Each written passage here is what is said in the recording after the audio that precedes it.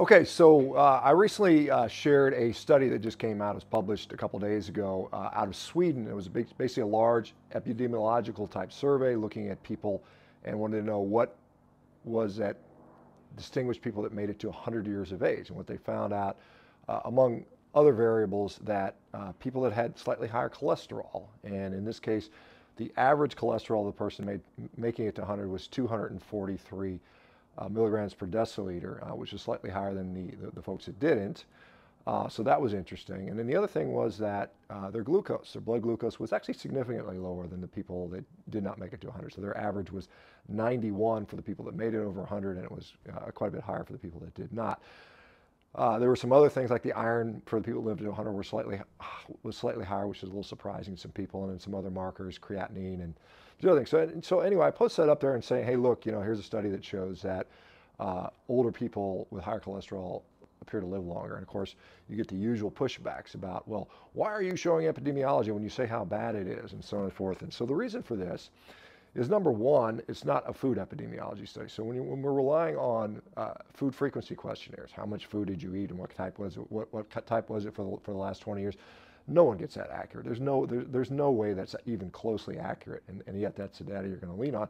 At least with lab markers, you can assume that the lab markers were accurate at the time, or as close as they can be within lab error, which tends to be a little bit smaller than that. So there's that factor. But the more important thing is just to show you that there are epidemiologic studies that show all kinds of different things, right? They show different points. Some say it's low, some say it's high, some say it's good, some say it's bad. So we need to show that there are contrasting viewpoints, because some people think there's only data that shows it one way. So they show these studies. Oh, all the data shows you need to lower your cholesterol, you're going to die early, which is not the case. In fact, there's many studies that show higher cholesterol has been associated with longer life. So that's why you show that, not so that you can say this is a be-all, end-all, end of the discussion. It's just, again, hypothesis generating. Better studies would need to be done. Of course, better studies will not be done because it's too expensive to do that. And so it's just basically to show you that we don't really know.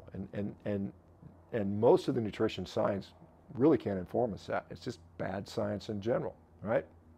So for the people that are critical of why I would show a study that is clearly epidemiology, clearly something I don't think is all that helpful, it's just to show you that there are studies that show the opposite of what most people are being led to believe. And then if you say, well, why does one study show it this way? Why are eggs good this week and bad the next week?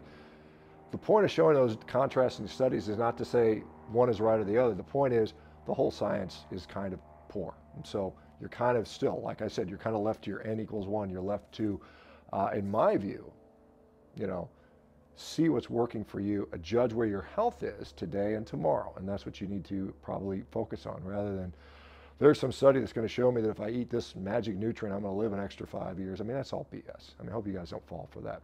Anyway, let me know what you think. Is it wrong for me to point out studies that, even though they're not the best studies, should I just say I'm not going to show any studies and just only use anecdotes? Would that be a better thing? Knowing that real good science will probably never be done on any of this stuff. So how do you approach that, right? Anyway, let me know what you guys think. We'll talk to you soon. Bye-bye.